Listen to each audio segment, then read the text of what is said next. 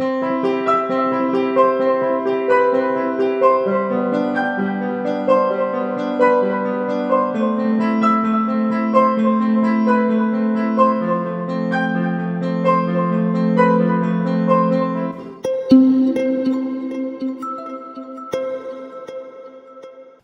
to Family and Community Focus. My name is Kevin Miller, and the program is sponsored by the Collaborative Research Initiative and the Institute for Community Health Promotions.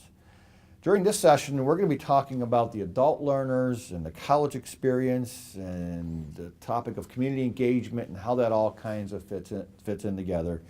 And joining me for this conversation today is Dr. Roswell Park IV. He is Director of Individualized Studies Program at Buffalo State. Dr. Park, welcome. It's great to be here. Yeah. I'd like to begin by asking you to share a little bit about your background and how you developed your interest in this adult learners, the experiences, and this community engagement link. I actually have no background that would have prepared me for this, which has become my passion. I'm trained, I have a Ph.D. from UB here in medieval English literature, which isn't really particularly good training for my commitment to adult education and community engagement. But when I started to work at Buffalo State, I really became impressed by just how democratic the education process is, or at least could be. And I was particularly impressed by how many adult students were coming back to school after some kind of a hiatus, under, in some cases, heroic conditions, and they turned out to be pretty much our best students. They went to high school when high school was high school. They want $1 worth of value for $1 spent. When a teacher wasn't there, they were upset. Whereas the traditional age students were, woohoo, we got a free class kind of thing. They did their work. They were used to paying car payments and mortgages and alimony payments, and they were very responsible. And our faculty loved them. So how did you get your interest in it then? Where did it, did it just grow as part of the position you were in, or was it something that you saw and you said, whoa, I really want to do this? Well, as a matter of fact, it was a part of it. I was a part of the college's lifelong learning office, which originally lifelong learning offices were pretty much the continuing education offices where you take classes on how to trim your poodle or something like that. But who took those courses was generally adults from the community. So when it came time to mount a concerted effort to make the college more hospitable to returning adult students, whether they were daytime students or whether they were nighttime students, it was the Lifelong Learning Office that got the mandate. And when they got the mandate, then I got the mandate. And when I got the mandate, I got the religion. Mm-hmm. So let's talk a little bit about this.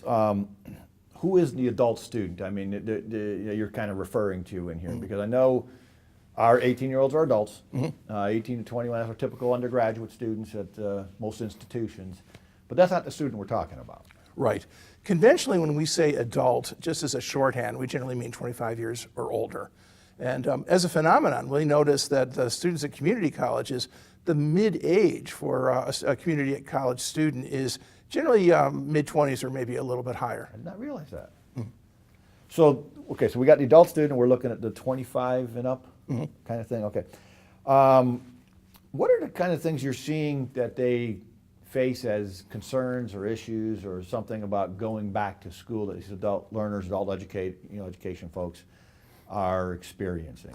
Well, frequently adults voice the concern that they see their own kids, or they're just aware of the zeitgeist now where students are super technologically literate. And whereas a lot of adult students are pretty technologically literate, they're concerned that using computers to do research, handing in papers, I still run into the occasional adult student who doesn't know how to type, for instance, mm-hmm. and will fill out the application to the Individualized degree studies program that I run that involves some essays, and they're very sheepish. They'll ask if they can handwrite the essays, and sure they can. So they know that online courses are out there. They know that online courses can be very convenient to their schedule, particularly if they do shifts and the shifts change over the course of a year. But they're a little reticent about actually taking online courses. So the apprehension with the online courses, what else are they experiencing that, I don't know if I'm trying to think of going back, you're 25, you're 30 years old, you want to go back. What are you hearing them say? They go through kind of a doubleness of feeling. On one hand, they're saying, they're afraid that they're going to get shown up by a bunch of hot 19-year-olds, and that these kids have gone through school seamlessly. They've been doing school. Many adults are still sort of licking some wounds. Maybe they left even high school and are working on a GED first. So they were thinking, I never really excelled at school. I'm coming back now in some ways under duress, just because of the way the economy is unfolding. But the other thing that they frequently notice is that they'll notice the 18, 19-year-olds are in the back of the room, they're snoring, and they're not particularly taking notes. They don't seem to be as attentive. Whereas for the adult students, because they've been out and they've been living in this world, they see the relevance that sometimes I think traditional age students just don't see the relevance to any particular course they're taking. So they're able to relate it, and then in some cases when they come in and they talk to me and they sort of unwind a little bit, they're stroking their whiskers and they're saying, I just can't believe that they don't take this thing more seriously. So they're a little intimidated by them, but by the same time, they're a little bemused by traditional age students. That's an interesting thing, because it's almost like some people may have put off college because they had family, the other obligations, something happened, they had to get a job to be able to help support somebody. Sure. All real valid reasons for doing that are noble, actually, or they're retooling. So you've kind of described the retooling a little bit, that people are coming back because of the economy or something like that. What about the ones that put off everything? Is there any difference between the retooling type and the ones that are just put off for a while? I've got to think about that a little bit. Let me sort of start rambling a little bit, and I hope I get to an answer in a second. But the students who are retooling, I think in the beginning, do feel a little bit, they feel frustration. They feel, I did everything I was supposed to do. I had family obligations for any of the ones that you just described. I did them, I saw them through, I was responsible, and now the covenant seems to be broken. I tried to work a job, I had a good hourly wage, and I had benefits, and now suddenly I don't. And now they tell me that I need to be retrained. So the emotional context of the outside stuff bringing into to what you've got to deal with, or what yeah, folks so can it's deal with. natural in those cases for some folks to feel a little bit of resentment. Now they feel as though they're blackmailed into going to school. Right. Yeah. But at the other hand, the people who deferred it because of any reason, a phenomenon that we see frequently now is that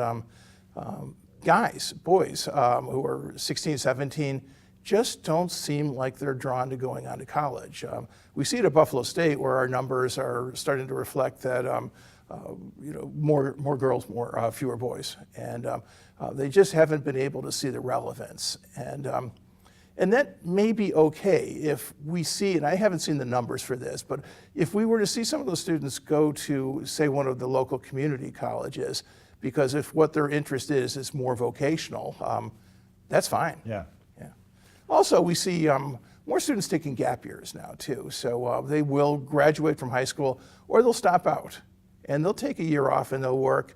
And speaking as I'll put this in air quotes, as an educator, I kind of love the idea of a gap year, because it gives a student a chance to collect his or her thoughts. And chances are they're working hourly, and maybe they make a decent wage, maybe they don't. But after a year, they're pretty frustrated in some cases, and now they realize the benefit of an education. So the motivation will look different. Yeah, it will. So are these problems central to the traditional age students as well? I mean, you're finding overlap in here, and if so, how would that look? Or that's a good question, because part of the reason I think we're seeing some overlap is that I think that traditional age students, since they do seem to be maturing a little bit later, there's a lot of brain chemistry that says that a true adulthood or brain maturation doesn't even arrive until about the age of 26, so that as we see traditional age children, the 18 to 22s, I guess I shouldn't call them children, students, mature a little bit more slowly. Now there is a little bit of a bleed through, because now when we see students who are returning to school, who are in their late 20s or a little bit older, then they're in some cases returning with, as though their hair's on fire. They really want to do it now. and then they're taking classes with these traditional age students, like you said, and the mixing sometimes are in amusement or bemusement. I forgot the term you used. Yeah, it is a kind of bemusement. But after a while, it's interesting what happens is that I've had both traditional age students and non-traditional age students report this phenomenon, which is that after a while, in any class, and you've seen it yourself when you were a student or when I was a student, is that a couple students sort of emerge as the good ones. And sometimes even within that, they sort of also emerge as the good to go to people. And they start to become sort of like peer mentors. And that's a role that traditional age students are very comfortable with, is being mentored. That's interesting. Yes. So it's a nice community aspect to it. Yeah, that can happen. Interesting. Sometimes we hear folks who've been out of school for a period of time, they self-select out and they go back to college. They may see or not be aware of the advantages of going back. So they kind of are hesitant over there. They're older in life now, life experiences. There's, could be adult students. Can you shed some light on this? Are there advantages that these folks should be considering and looking at that maybe they're not aware of at this time? That's a really good question. That's going to take a while to unpack that one, because one of the elements I'd really like to talk about today is that adult students in many cases are quite eligible. Just about every school has a program for something that awards college credit for college level learning earned outside of a classroom. So for instance, I've got a state trooper who's returning to school now. We'll call him by his first name, Joe. And so Joe had a fair amount of credit from NTRIP in criminal justice. He had some training for, he's a state trooper, so he had trooper training out of Albany, and he had some more training from the police academy at ECC. So sometimes colleges, when they try to award credit for programs that were sort of non-collegiate but are still training programs, they'll try to award as much credit as they legitimately can, but colleges generally want to award that credit on the basis of how those courses correspond to existing courses at their own school. They want to pretend it was the equivalent of transfer credit. So instead of transferring from Harvard to Buffalo State or UB or whatever, they're transferring from the School of Hard Knocks to UB or Buffalo State or whatnot. All the accepting schools ask is that, can we look at this experience as if it's the equivalent of courses that we teach? So there's been a sea change, because it used to be that a lot of schools would just sort of say, police academy, we don't do police academy. Now we're much more likely to do that. If an accepting department, in my case, what we call for short INS, Individualized Studies, says, no, we're going to use that, all that trooper training, I guess we'll call it, credit, because it corresponds to the degree that you're designing in Individualized Studies, it comes right in. So describe a little about how that might work. Somebody's going to be doing something. So I know I was at several institutions, and I think we've got the same problem, or programs, I should say. Mm-hmm. But the problem of, they got a lot of these life experiences that are very valid. They can document them. That's probably part of the issue. Right. So you have documentation of it. You got to know what the learning outcomes were of it, and kind of make it work so that it's not just, oh yeah, you did that for a while, we're going to give you credit for doing that for a while. Right. No college is going to just pull out a roll of 20s and start unpeeling them and say, hey, just tell me when to stop. 3 credits, 6 credits, 9 credits, 12 credits, how are we doing here? It doesn't work that way. What they're trying to do is to see some kind of a match. What's confused the process a little bit over the last, say, 10 years or so is that every college course at just about every school has identified the specific learning objectives, SLO, student learning objectives. And those are, they want a student to be able to check those boxes. Every course will have 3 to 10 learning objectives. So we've had to advocate in some cases to departments, well, what would you call somebody who fulfilled 6 out of the 10 requirements? Would that student be a D plus student? Oh yeah, that'd be a D plus student. Well, gee, that student just passed your course then.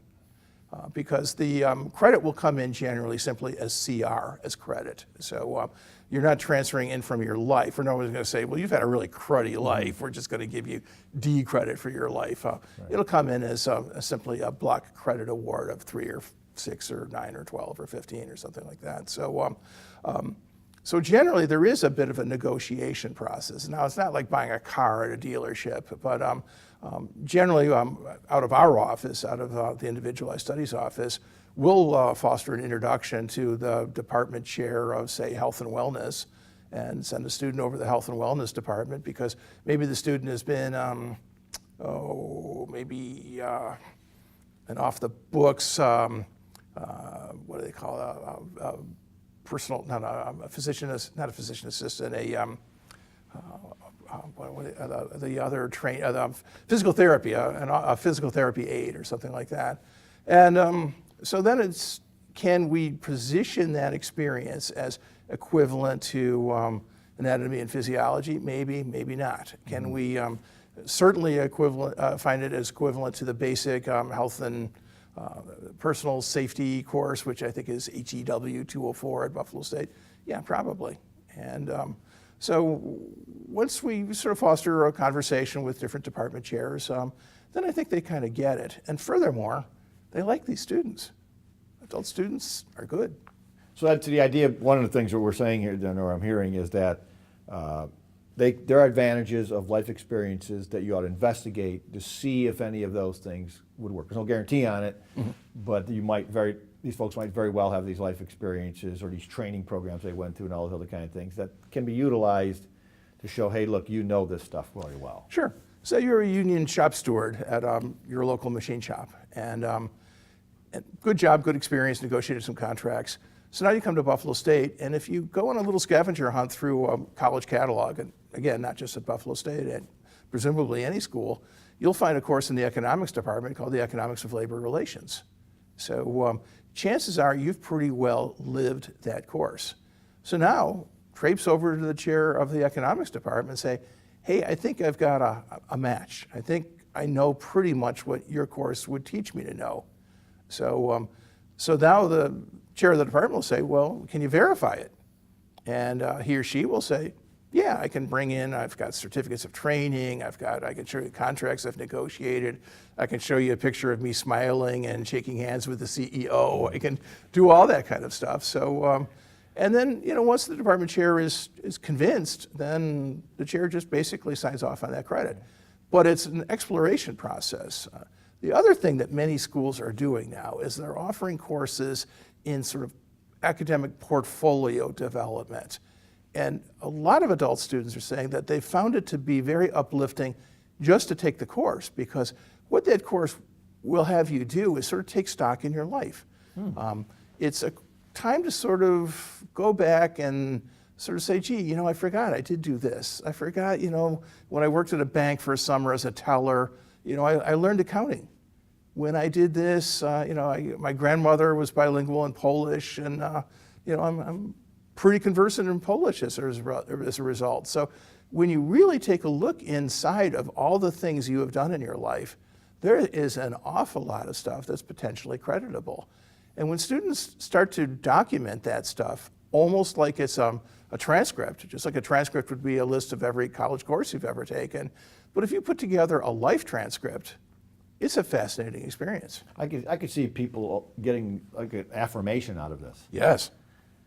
I've been somebody, and I've been doing some stuff that they probably didn't realize how much they did until they took stock in their lives. Right. And when they write this thing, it's sort of a journal. And by the time they're finished, it's offered them some insights, and they're proud of it. And they could pass it on to their kids. Oh, they sure could. Ancestry.com. There you go. Are there competing programs out there that can, I don't know, this competing idea of programs that can help adult learners? Well,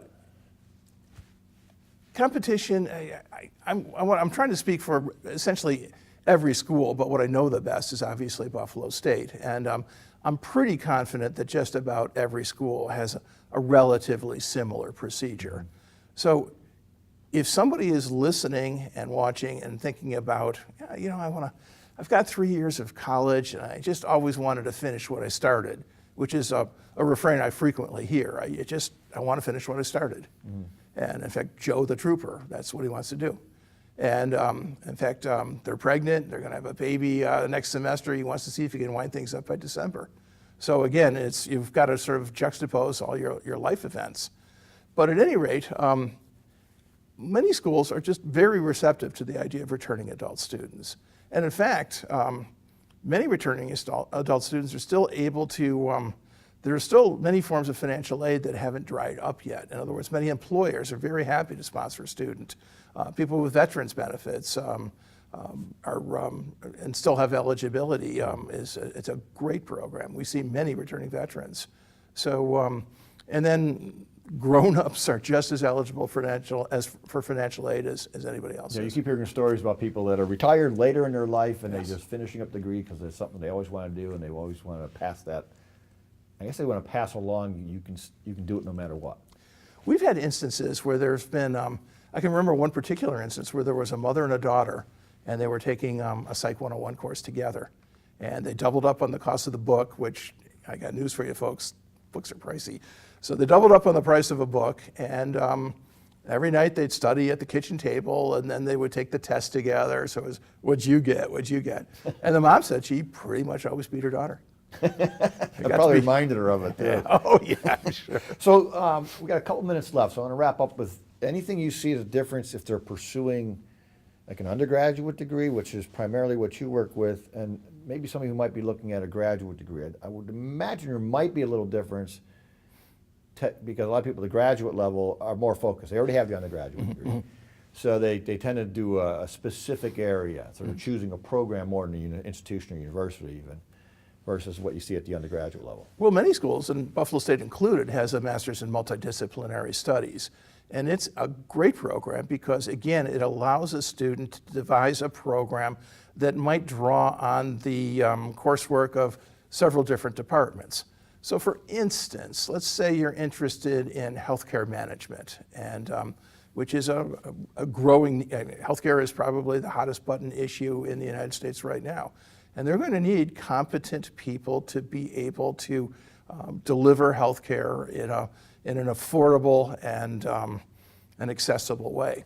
And but if you were going to design a healthcare management degree, you would probably want to take some courses from, in our case, we have a health and wellness department, and our business department offers graduate business courses, and we have a really good public administration program at the master's level.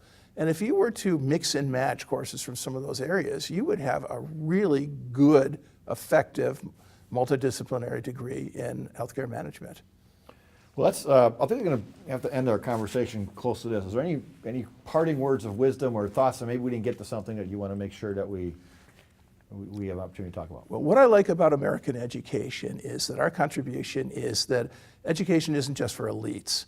It's potentially for anybody who wants to learn for either personal or professional reasons. So I'd like to encourage any prospective student out there, adult or non-adult or traditional age, is come back to school. We'll try to make it be as convenient, as accessible, and as rewarding as it possibly can be. And on that note, we're going to end. Thank you very much, Dr. Roswell Park, for joining us on Family and Community Focus. I'm Kevin Miller. Thank you.